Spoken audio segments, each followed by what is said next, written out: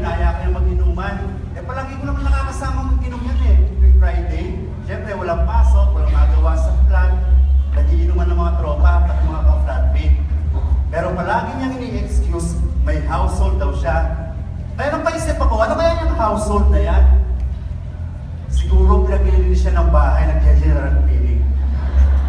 O kaya naman naghuhugas ng pinggan. Malamat ko, prayer meeting pala yung household na yan. Meron pala siyang group, the Brothers in Christ, na household niya, kung saan nagpe-praise and worship, nagtataas ng kamay sa kwarto, nagigitara. Kumbaga sinasabi natin, di ba nag-a-alive-alive? Ganun pala ang ginagawa ni Edward. Biglang nagbago yung ugali niya eh. Pagkatapos nyo lang mag-CLP, parang na siyang may pakpak, parang na siyang anghel. Di ba? Ang tingin ko tuloy sa sarili ko, parang demonyo. Ayun. Pero meron ako napansin kay Edward eh. Parang lumaki ang ulo, parang yumabang siya. Lahat pala, naisip ko, lahat siguro nang sumasali ng single sport prize ay mga sosyal, mga mayaman. Minsan, dumaan ako sa may hamdan. May Starbucks doon eh. Eh, nahihihi ako. Ayan, pumasok ako. Nakita ko si Edward na, tropa, nandyan ka pala. Kako sa kanya, ano ginagawa mo dyan? Sabi niya, Brad, may sharing lang. Wow, kako, sharing lang, naka-Starbucks pa, kako. Ganyan pala ang SFC, kako, sosyal-sosyalan. Then pagkatapos naman nun, di ganyan, nasa ano naman, deadline ng mga trabaho sa office. Ang daming trabaho, tambak ang trabaho. Tapos, vlog overtime kami ni boss, bigla pa lang nagpaalam, sabi, Brad, may prayer assembly kami ngayon, kayo nang bahala dyan. Trabaho niya yon. Ano magagawa ko? Di ako nang gumawa lahat ng trabaho niya. Habang siya doon, nagtataas ng kamay, ako naman nakatutok sa monitor ng computer. Tama ba yung ginagawa ng mga singles for Christ? Ganyan ba ang tinuturo sa singles for Christ? Ang iwan ng trabaho para lang makapag-praise and worship? Tama ba? Tama ba yun? Sa tingin ko, hindi. Kasi, di ba, tinuturo naman ni Lord ng service sa trabaho ay service kay Panginoon. Tama ba ako? So ngayon, meron pa akong isang na-encounter sa kanya eh. Bigla siya nagpaalam, mag-church daw, kasama ng mga brothers in Christ niya. Then bigla-bigla, after 1 hour, bumalik sa office, may dalang ganyang file. Magse-xerox daw siya kasi may reflection during household. Hindi pa na kontento, kumuha pa ng mga ballpen, siya mga sticky notes. Meron daw sila activity after ng household. Sabi ko, Brad, pag nanakaw na yan, hindi na yan tama. Kasi without the consent of your manager, hindi ka po pwede gawin yan. Pero patuloy pa rin siya, sabi niya, this is for the Lord. Sabi niya, it's part of my mission, bro. Sabi niya, bro na ngayon ang tawag sa akin, dati tropa. Pero sabi ko, Brad, maliit man yan o malaking pagnanakaw pa rin yan. Diba? Kaya ayun, ang magaling pa kay Edward, naging instant advisor siya sa kumpanya. Naging instant advisor siya sa mga office mate namin. Tuwing may umiiyak, ayan, nagbibigay ng advice.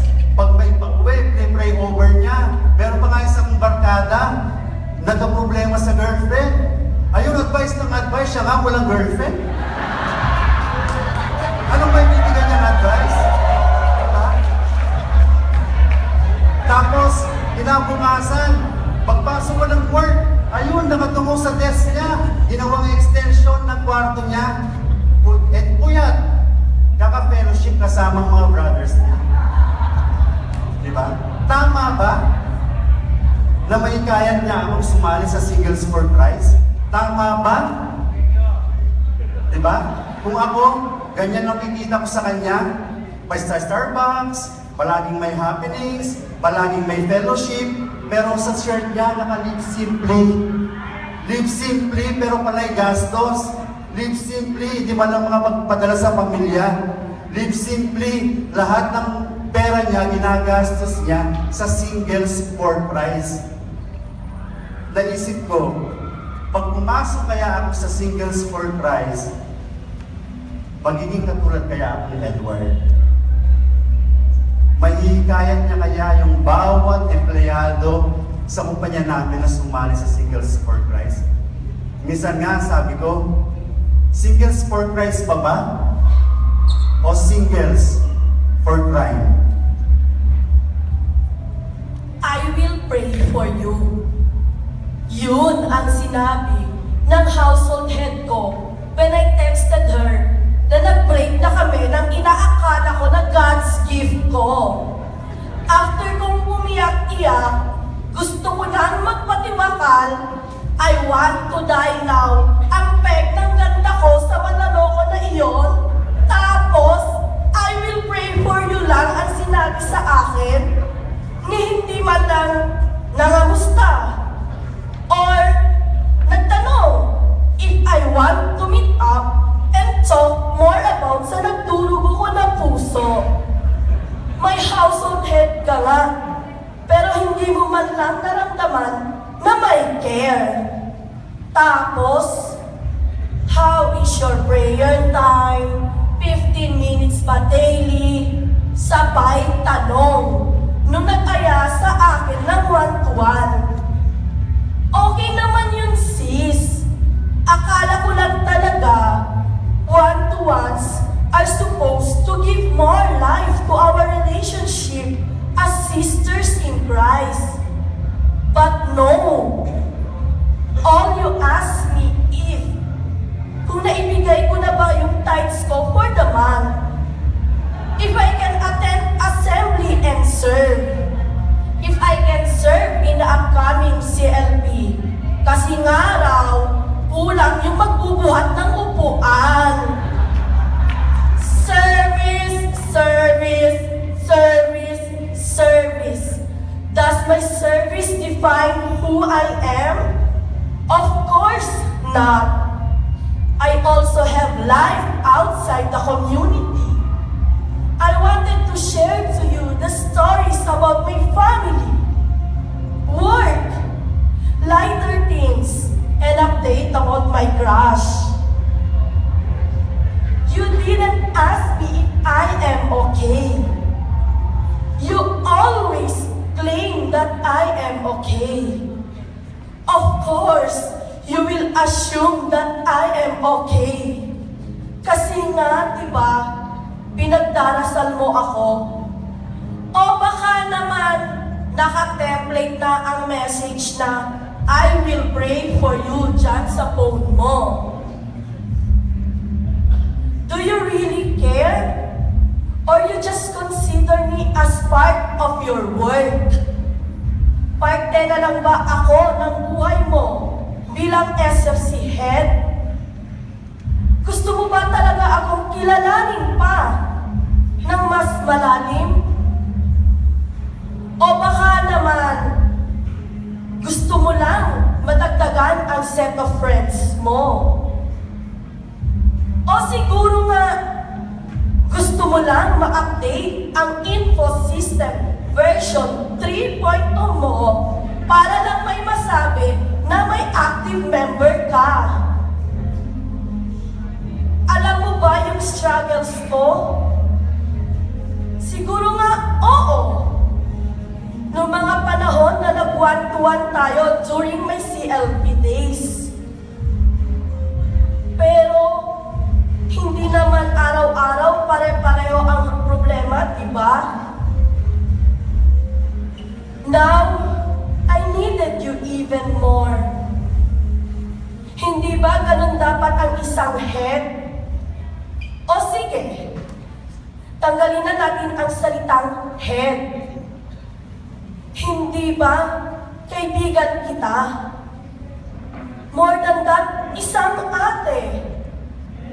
Hindi na lang tayo basta-basta lang nagkakilala na sa Singles for Christ. Naging bahagi ka na rin ng buhay ko. Itinuring na kitang isa sa pamilya ko sa Middle East. Alam ko, lagi mo akong pinagdarasal. Pero gusto ko rin sana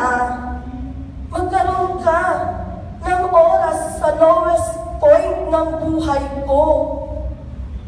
Or kahit man lang kumustahin ako sa ordinaryong araw.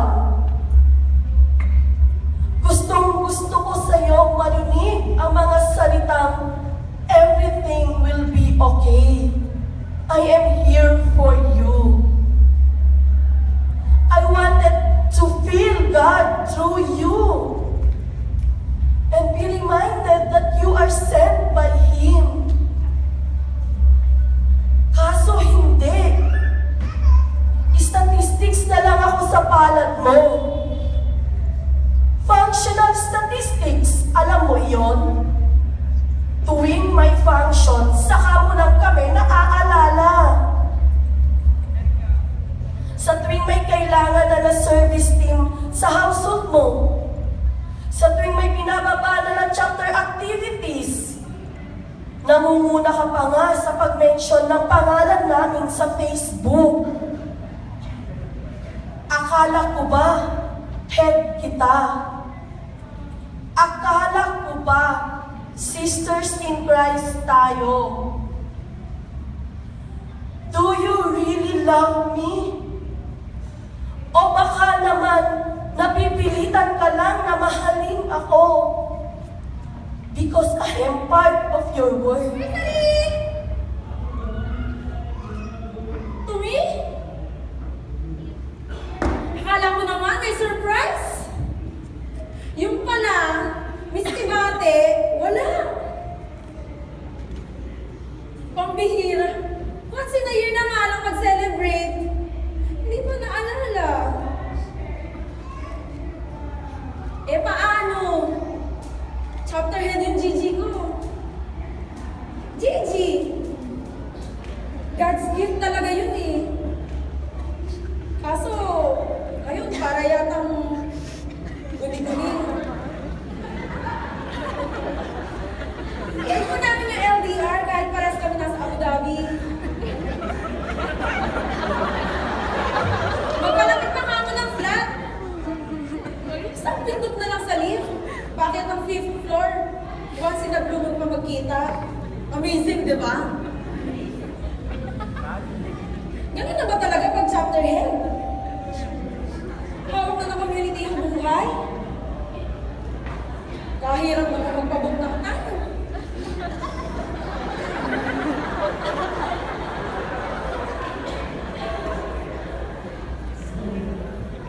Minsan, mag-CLT, ang dami niyang oras. One-to-one sa DGLs. Bawat service sa service team. Bawat committee, dapat monitor daw niya. Tapos, during PA, yun, doon. Nakikita kami doon.